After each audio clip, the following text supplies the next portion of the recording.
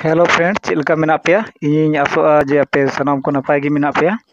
अदो तेहिं हो मिटांग नवा वीडियो उकते सेटर कना तो देला बोन नेल लगी। तेहिं दो फ्लिपकार्ट खन मिटांग प्रोडक्ट इन ऑर्डर लेदा तो ना हे सेटर कना तो देला अनबॉक्सिंग कते बोन नेल लगी ओना चेक कना।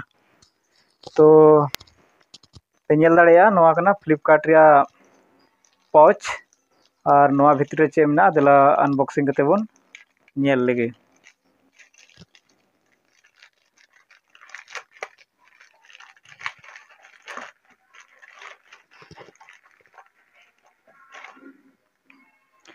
मा कटिंग मिटांग पैकेट नेलो कना और ना पैकेट भीतर था कना मिटांग कटिंग मिछा डिब्बा और बन नेला ओना रे चे मेना तो ना झिज कते बन नेल लगे।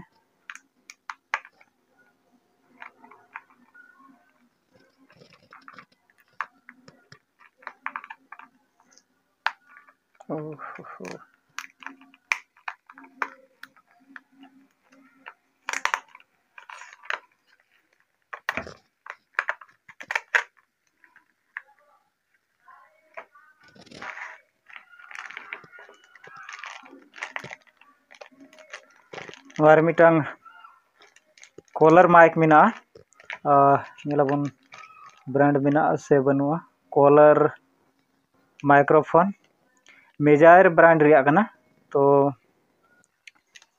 नेला कॉलर माइक्रोफोन तो नवा दो यूट्यूबर को यूज बड़ाया तो देला बन नेल लगे तीना जिलिंगा ऐसे नौकाना कटी माइक्रोफोन दो हजू कना 1.5 मीटर आसपास तान कना नवा रिया लंबाई तो नेलाबन नवा रे तीना मीटर गान हुआ तो इया बुझे रे नवा हो 1.5 मीटर आसपास के हुआ ज्यादा जिलिंग दो बनवा 1.5 मीटर आसपास रे मिना। तो नवा दो ऑनलाइन इन मंगालदा फ्लिपकार्ट पे तो आपे जहां मंगा पे मेन खाय पे मंगा दाड़िया और जदी फ्लिपकार्ट रे ऑर्डर बापे बड़ाई खाय तो ओना रिया वीडियो इन लहारे बना चुके उकादा तो ओना डिस्क्रिप्शन रे ओना रिया लिंक इन एमा ओंडे नेल ताबन पे और जाना प्रोडक्ट पे ऑर्डर दाड़िया।